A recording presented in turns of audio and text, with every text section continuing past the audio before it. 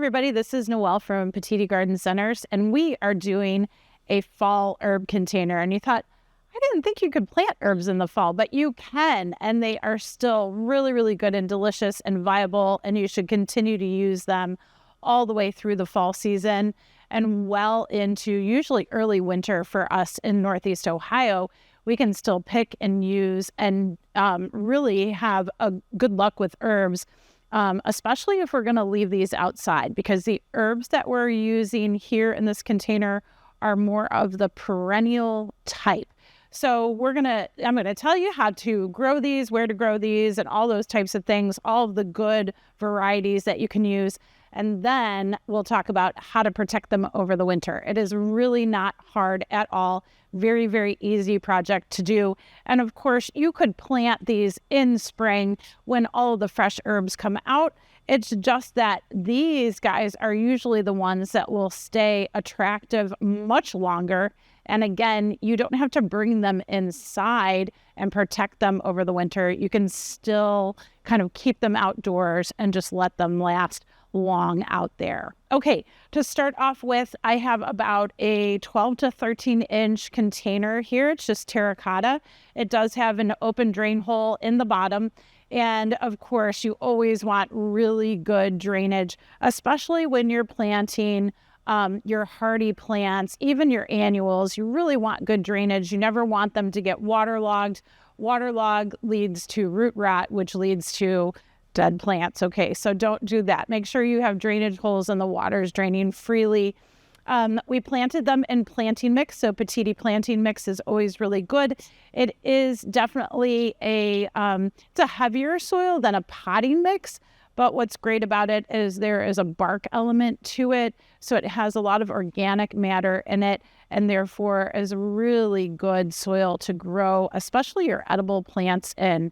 They do very, very well with all those organic. So needless to say, we planted it in planting mix, and then we did add biotone to the soil before we plant it. Just really quick, a reminder about biotone. It needs to be at the root base of the plants to work well in starting to activate that root growth and get those roots to establish themselves in the soil. It doesn't matter if you're planting in a container or out in the ground. It does help in the long run. And of course, we want our roots to get really established well in this pot, get these plants really developing for us and growing, even though it's later in the season, in the growing season, and they'll do really nicely for us, okay? Now, next thing that you want, of course, is you want a selection of herbs, something that, again, are going to continue to produce long into late fall and even early winter at times, okay? And the herbs that are going to do that for you are going to be more perennial types. Don't get me wrong, I do have parsley here, so whether you have curly parsley or flat leaf parsley, they're both wonderful, and both you can use a lot over the season and harvest a lot over the season.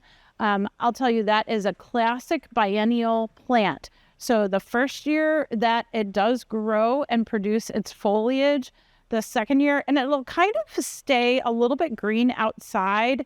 If it's mild out there over the winter, you might see it keep some green foliage out there. And then what it will do is next season, it'll produce some foliage, and then it'll start producing some flowering as well. Just be aware that you can collect those seeds and reseed parsley from those seeds, or of course, if you want to keep the vitality and the vigor of your leaves, you want to remove those flowers and those seeds and keep that leaf growth going for you. But usually parsley is a 2-year plant. That's where it gets its biennial habit, if you will. So this is a great plant to grow over the winter, of course. It can take quite a bit of cool temperatures. The other plants that I have here are the mints. So a lot of your mints, your spearmints, your peppermints, your chocolate mint, all awesome, but can really be very, very aggressive in garden soil out in the garden. So we often recommend that you pot up your mints into a container, whether it's a hanging basket, a window box, or a pot, and they will do much better in containers, and therefore you don't have to worry about those roots going rampant out in the garden. Okay, so just be aware of that. They can be very, very hardy. And honestly, I would prefer to plant up an entire container with some of the different types of mint. And then you have that entire mint container that you can pick and really use to any purpose that you like. So keep that in mind. These are super hardy plants, okay? I also have oregano here, and I have a couple different varieties. The golden oregano I like to use in fall containers just because of that beautiful golden foliage. It makes a nice spiller or trailer out there in your herb gardens, but you can use it in your fall flower gardens if you want to too, or pots and containers. It just gives you a nice punch of yellow color. The flavor is not as strong as some of the green leaf oreganos that are out there, but it will work really nicely in container gardens and also out in the garden, okay? The other oreganos I have, we have Italian oregano, we have Greek oregano, we have hot and spicy oregano. There are just subtle flavor differences among them. So I encourage you to try them and see what you like the best. And they will all do very well in the garden force again, and do a nice job of being perennial herbs out there. No problem whatsoever. In my container, I have some thyme here up front. Thyme is going to be our spiller. It's really our smallest herb that we have here. I planted the lemon thyme not only because I use this one the most, but also because it has a variegated yellow edge. And so I really like that color on this thyme plant as well. It is very hardy, does really, really well. And again, for all these herbs, you really want to grow them in full sun areas. So that 6 or more hours of sunlight is really best for them, okay? So thyme, but there's also French thyme, and there's other thymes available out there too. So it just depends on what you really like. In the middle here, I have rosemary, and this is Gariza. And I love Gariza because it's a taller rosemary. It will develop some longer stems on it and some fairly woody stems to it. And just depends what you like to use your rosemary for, but Gariza is very vigorous as far as growth is concerned. So you can keep on pinching some of the stems and using some of those rosemary sprigs in your cooking, or you can let some of the stems, let some of the stems grow up taller, and you can cut those stems and use them as rosemary skewers through chicken tenderloins and things like that. I know I've talked about that before because I love doing that. Okay, so that is your rosemary. There's also trailing types of rosemary at this time of year. Huntington carpet is a beautiful one. We also have Tuscan blue rosemary, a little bit more upright. It's very bushy. It doesn't get those woody stems like Gariza does. I like it. It's a great variety to use.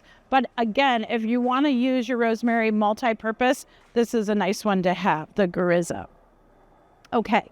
The next one that I have here, and I'm going to turn this, is the sage. And so, of course, we think about using sages more in our fall and winter recipes because it's such a rich, savory, taste in cuisine. And so this is actually a tricolor sage, and I love the purple and white edges. Sort of you get that gray-green coloring and beautiful texture from this plant. So tricolor sage is readily available at this time of year. Golden sage is readily available at this time of year. Purple sages as well. And these all make, again, like I was talking about the golden oregano, these can give you a lot of foliage accent in different types of planters, whether you want to plant, some fall annuals, or you want to add some perennial color to some of your late season gardens. The sages will fill in nicely to give you some more interesting color in those gardens. Okay, so we've gotten these all planted. You will see on the video, I definitely did break up their root system as we always do, tickle the roots and go ahead and plant in the planting mix.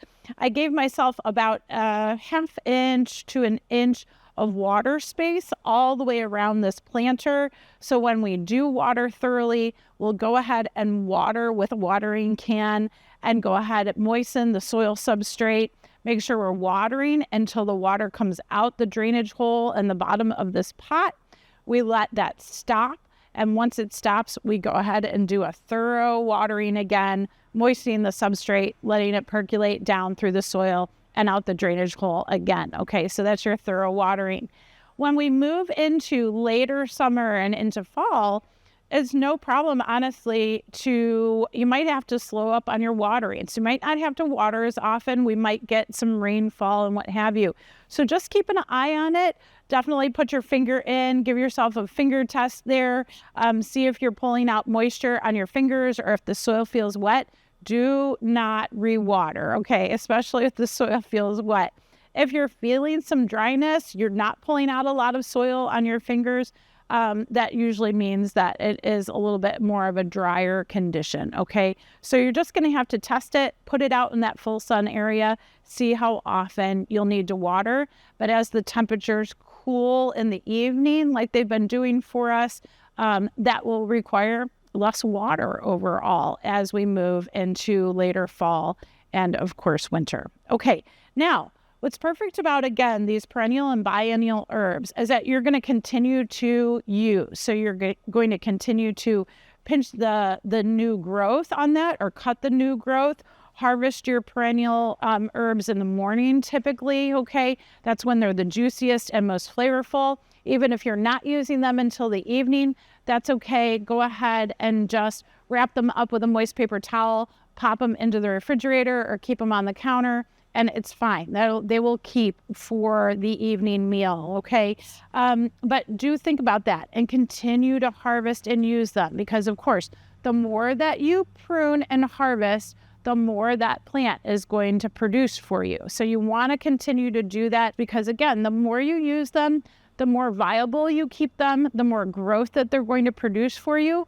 If you don't use them, they sometimes will get very woody and then they have a very hard time pushing out new growth when they do get to that woody stage. So don't let that happen for your herbs, okay? Keep using, right?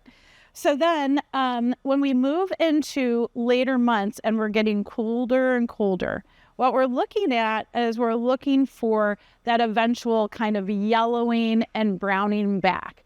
And what happens is when we start to get into those colder temperatures and a few frosts have moved through the area, you'll see that some of the herbs will start to yellow a bit, maybe lose some foliage, that type of thing. So what you can do, and we suggest this with any perennial plants that you're growing in pots, is you can actually move them inside a cold garage, okay?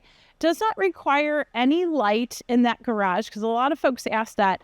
It's really, you're just protecting the plants with 4 sides and a roof, okay? And what's going to happen is these plants will slowly but surely kind of die back, and that's okay. They'll go dormant over the winter months. And then the next thing you know, you'll want to check for watering about once a month, just a little bit of water if you feel that the soil is kind of on the drier side. Okay, so just a light sprinkle.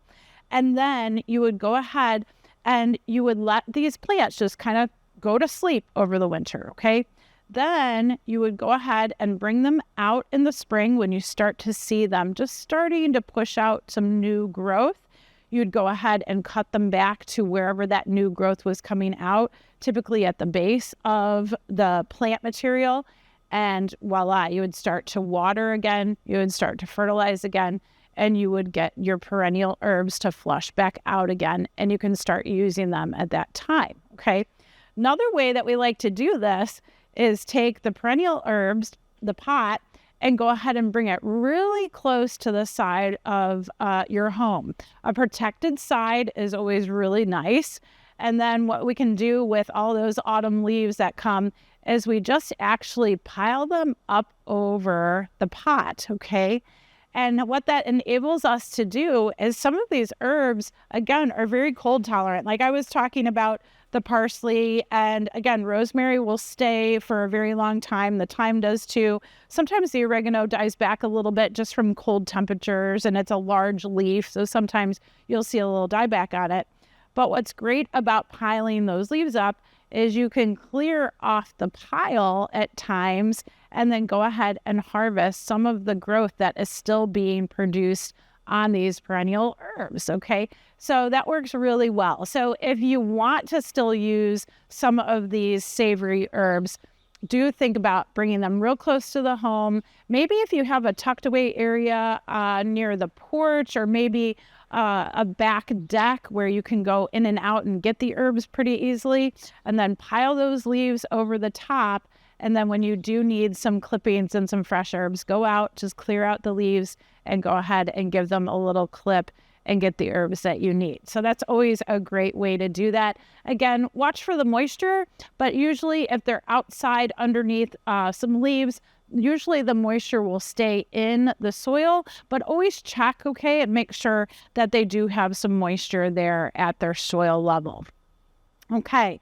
Other than that, you really don't need to fertilize these guys anymore. They have, like I said, the biotone at their soil level down by their root system. So that should keep them growing and active all through, again, this kind of late summer, late fall into early winter for us. And really just enjoy all the different flavors that some of these kind of fall herbs can provide you.